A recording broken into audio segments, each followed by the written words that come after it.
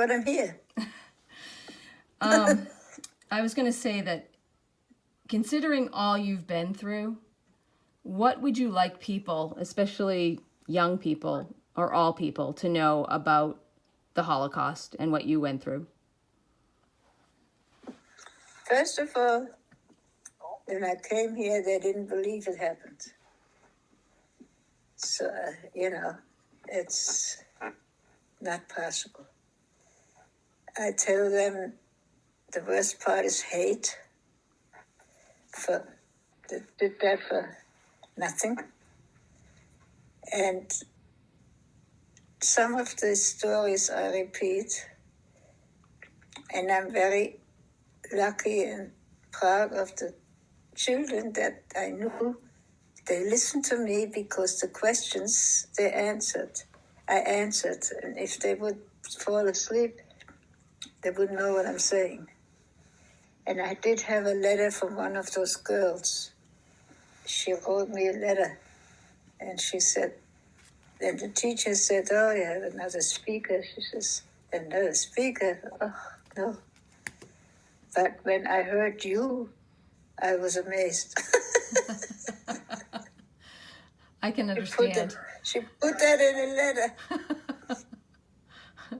That made you feel good. I said, I have one. Well, and I was going to say, after all you've been through, do you hate the people that showed you hate in the Holocaust? Mm-hmm. Well, I couldn't go to Germany because I didn't know. When I see men at my father's age, I didn't trust them. So we were invited once to Worms because they had rebuilt the synagogue. And we had a group here. And we worked on that, and we went to Worms and unveiled the people who didn't make it in a synagogue. So that was very good, but I couldn't wait to get out of it again. I did some friends, that came from England and from Israel. They have different stories too. So it was okay, but they wanted me, so I opened up the Torah. I'm glad. I was going to say one last thing, and then I was going to ask Ruth a couple questions if she was around. But do you recall when you were liberated, or what they said liberated, what that felt like, and how that that was? She is wonderful. Is she wonderful? She's just amazing. She says, you did it from Grandma, my mother. Well. Who's that? I'll tell you later. Huh? He was the guy from Washington. From what? He was just finished with her. Okay. It's okay. It's okay. She knows you're on tape. It's the guy from Washington. Oh. So I was going to ask you one more question, and then Ruth, I would love to ask you a couple questions if you're okay. Yeah, I'm fine. So, yep, no problem. When you were liberated, can you explain that? Yeah, how I was liberated. Or, yes. Well, I went through. What was the question? We sort of lost a few words. When I think it was the Russians came to liberate the camp. What happened? Not yet. Further. The point is that I went to a lot of other camps, Stutthof and so forth. Okay. Ditching tickets through the snow here like that. Okay. And I had an axe, can you imagine? So we once had to go, they called us that we had to march. And in the snow, high snow. And my mother says you have to eat that snow because you get dehydrated. And at that time, what did I know about dehydrated? Right. But she did. It's amazing. So we marched, and then we got to a farmhouse, an empty farmhouse. On the way, we lost people. I have left neuropathy, so in the feet. And so we went, all told us to go in that house and laid on the floor, and that was the end. So Did you have shoes? we got in Stutthof, we got some coat and that shirt. Okay. We didn't have anything else. I never got my period, Oh, man. so I was scared that it would come back. Teenager. Oh, I know. I didn't even think about that. I didn't even think about that at all. Oh my God, please. Oh, man. Yeah. Um, But we get something in the food that nobody got it. What do you call it? There's a medication. Well, I think it also was the fact that you were, Yeah, but what's the medication? you're saying saltpeter, but I Yeah, don't it think is that. saltpeter. It was. Older people didn't get it either right away. So, and then, but anyway, so what happened is we get into this house, and I couldn't stand up because my feet were like balls. It was terrible. So the other people tried to get food, and my mother said, "Do not eat any food." We didn't get the right food for 3 years. That was another thing that was amazing. People died because they ate it. The stomach couldn't take it. You had to go slowly. I didn't even think about that either until I read your book and read that you said that. So then the Russians came in, or we heard the fire, the guns. They didn't believe us. My mother stood in the front and said, "Look, they're not Germans." So then the next day they came with the truck and told us to go to the next town. And they went to the nursery, baby. So I went like this, I couldn't even walk. She went to Did you know that you were saved at that point? That's what we thought. We heard the SS talk to each other. First, they said we're going to burn the house. Then they said we shoot them. Then they said, "Oh, we just go away, we flee." So lucky thing they fled. Yeah. They walked. That's another love. I don't know how it happened, but things do happen to us sometimes to your brain that you can't understand it. So. Well, I just wanted to ask Ruth a couple questions, and then I wanted to thank you both. Ruth, I'd like to ask you a couple questions too, and you can answer or not. I just want to tell you. Please. Wait, go ahead. About my sister. Oh, please tell me as much as you want. And I was going to ask you, please tell me anything at this point that you would like to tell me. Well, she went to England. She was 8 years old, and she was in a family who were Christadelphians. That's a sect of some sort. They had 3 boys, and they took her. And she didn't have that easy either. And we couldn't get in touch with her. After we came back into Germany, we had soldiers occupying, British soldiers. They gave, I remember the address where she went.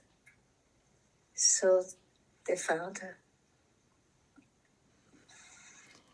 And when they found her and you could write her, what did that feel like to you? Oh, it's wonderful. I had that in the book, I think. You did. The letter. Yes, you did.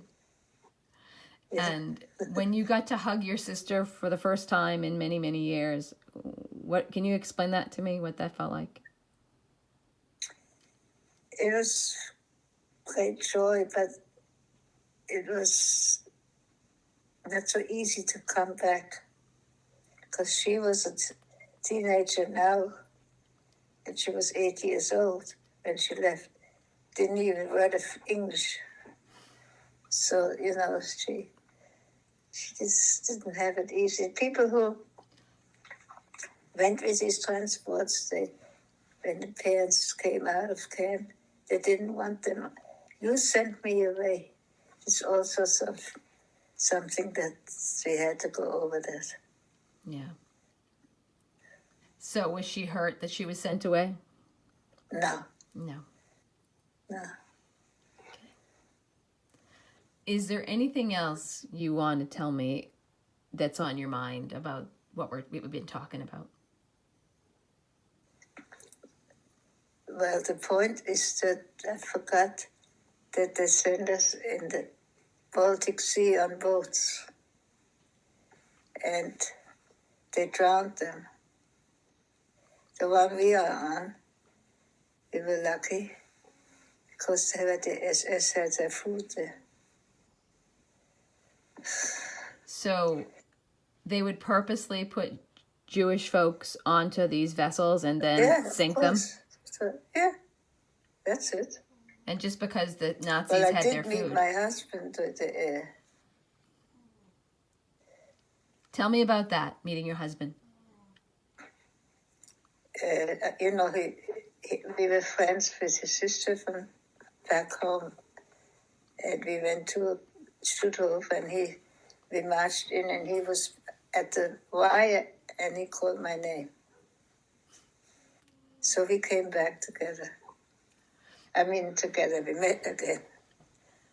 How did it feel to find somebody that's still alive that knows you? And it gave me hope. Yeah. Because they did also, he was in Buchenwald and all that. But I figured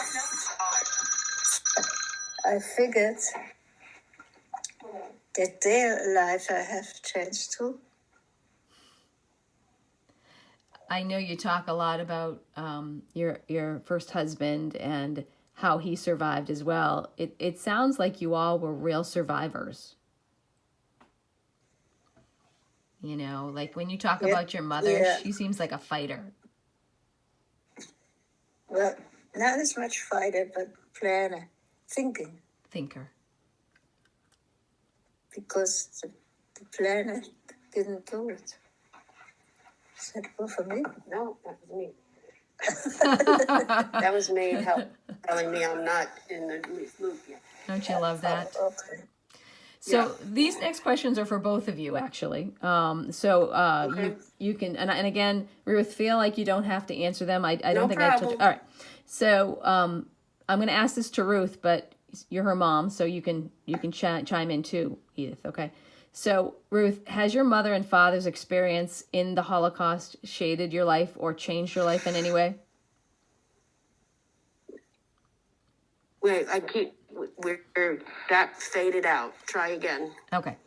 Has your parents' experience in the Holocaust changed your life or shaded it in any way? I don't know if change is the word because that's all I knew. Okay. So I didn't really have anything to change from or to. yes, I think it made me really, well, aware of the hate situation in the world, and you feel like you can't complain about anything because nothing is that bad. Yeah, that's fair. Do you remember when you first found out about your parents' experience? Yes. I think the Nuremberg trial, it was the trial that was on TV. Yeah, no, yeah. Yeah, I think I was like Denver trial. 6 or 7 maybe. And then they started telling us stuff slowly. And So we always knew about it. okay. It just was not, we kind of learned age appropriate things as we grew up. Fair. Okay. And with this trial on TV, and I think it was probably in the 50s then. I think it was the early 50s, Yeah, middle 50s. yeah. No, it was Eichmann trial. Oh, the Eichmann trial. Okay. Yeah. How did that affect your family, and how did that affect you, Edith, watching this trial? I think the trial was a little over our head, but we got, You were 10 years old, I think. yeah. I mean, the trial was over our head, but we certainly understood how and why, and that sort of a thing. I guess I We can't. didn't want to talk about it so much. I mean, Yeah. as we got older, Yeah. we had more information and more detail. Okay. And was that hard to fathom, Ruth?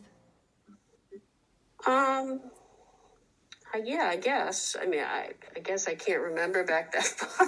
No, that's okay. That's all right. I mean, yes, it was hard to fathom and hard to see that that's what your parents went through. Okay, so fast forward Yeah. throughout your life, have you had your own microaggressions or your own anti-Semitic experiences? In school. That was more just being white. That didn't matter if I was Jewish or whatever. Not really. Because we grew up in Brooklyn, Okay. in New York, we were the majority for a while. Good. You deserve So that wasn't the issue. that. Okay. No, I mean, I've had people say things now and then. I remember working at a company where a guy said, if I knew you were Jewish, I wouldn't have hired you. But that, I don't know whether that was after a few cocktails or if that was real. I'm not quite sure. Not that I'm saying it was right or anything, but no, I don't think I've had any personal experiences like that. What was my mother and I were very upset when we came here.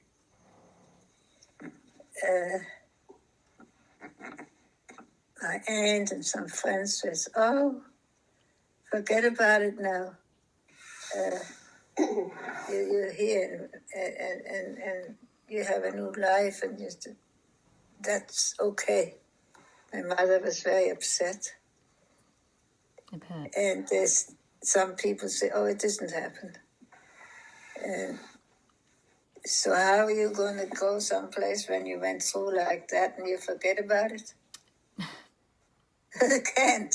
It's like, No. there was a World War II. The soldiers don't forget.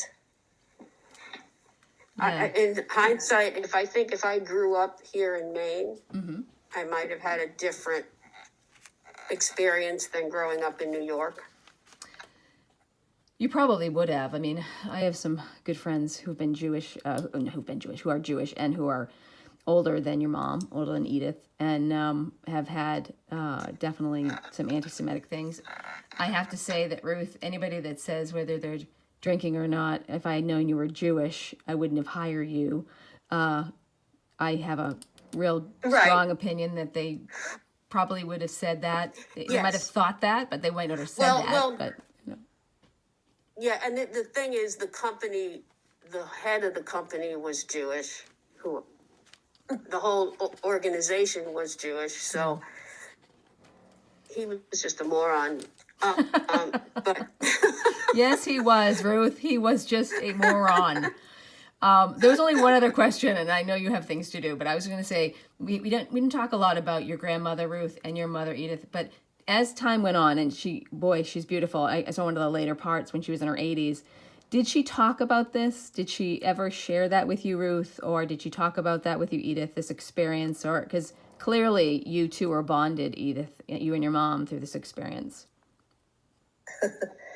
Well, we didn't talk too much about it. She only says, "Why don't you talk German to your kids? They should learn two languages." I didn't want to talk German. So, but we talked sometimes, but I shouldn't hear, but she heard anyway. But the point is, my grandmother never talked to us about it. Okay. Not to me, or not my brother, I don't think. Okay. that she knew about it. Didn't have to do that all. She was pretty tight-lipped. Okay. Well, I'm not surprised. I want to say she wasn't the warm and fuzzy kind. Okay. Well, and I'm not surprised either. With everything that I'm writing this down. I first want to say, do you mind if I say anything at this point? Would that be okay? I mean, we missed a couple words, so just keep going. Okay.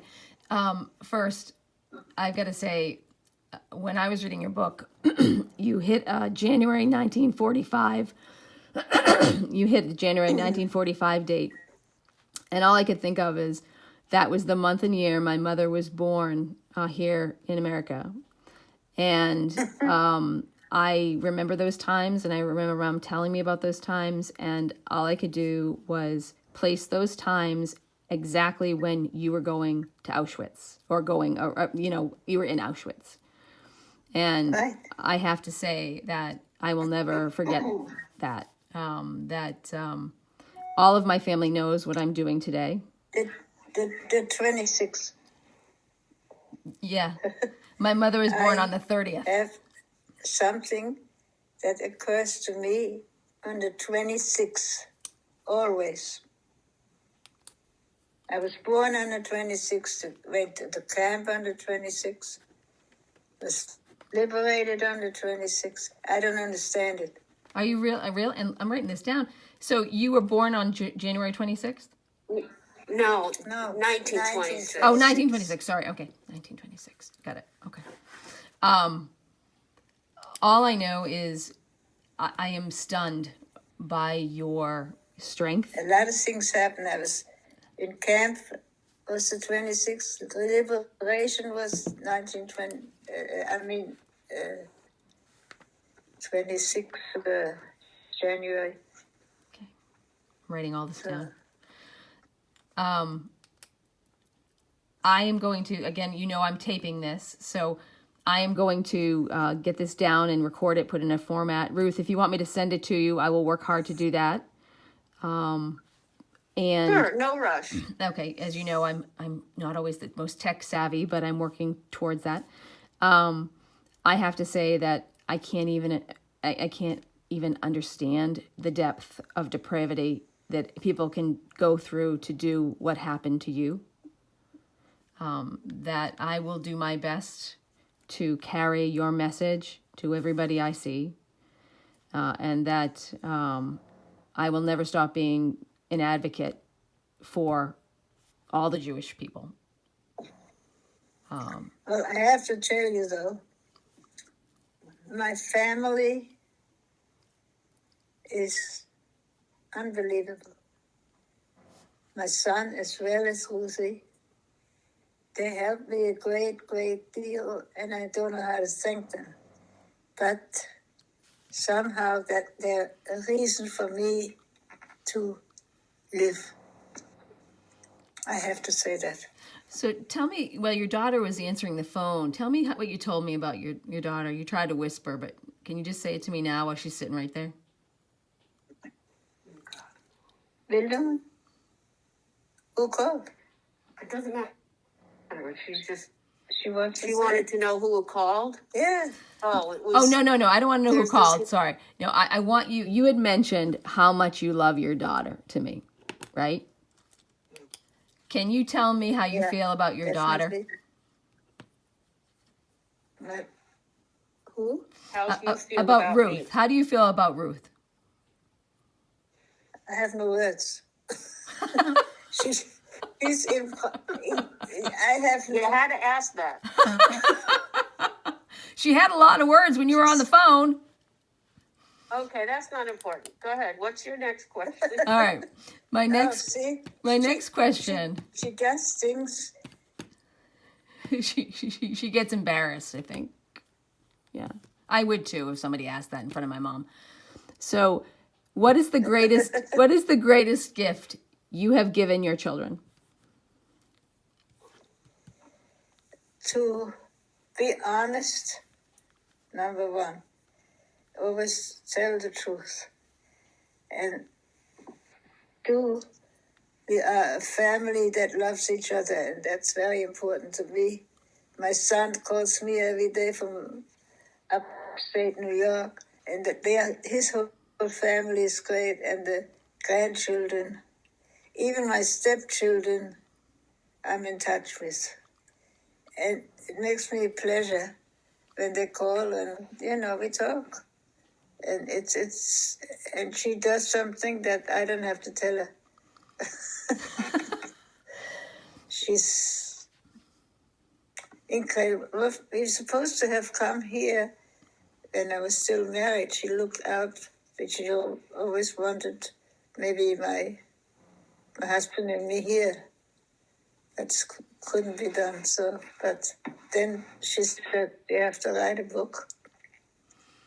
Because the tape is sometimes rotten. So that was that. And here, I'm going to be in April here 13 years. In Maine. In Maine, 13 years? Maine. Here in this place. Okay. Ocean View. Well, my hope is once the ban and the COVID's under control and it's safe, that I'll ask Ruth if I can come over and say hello and bring you a few little things from my daughter. But only when it's safe. Okay. All right. And I wanted to say from the bottom of my heart, thank you to both of you, that I know this was a bit of an undertaking. I have to say that you get more calls, both of you, than my family in total. Being on this exchange, you are very sought after, both of you. And I know how a busy and crazy time it is. So I will get this hopefully transcribed and everything and send this to you, Ruth. I have your contact info. Okay. And the only Great, reason thank you. this is going to be used is to hopefully help other social workers and other children. I'll make sure it's age appropriate, but children learn and No problem. never forget. Never. That's what it is. That's the whole point. That's why I always, this is wonderful for me, that I can talk to somebody who understands, and I don't have to go.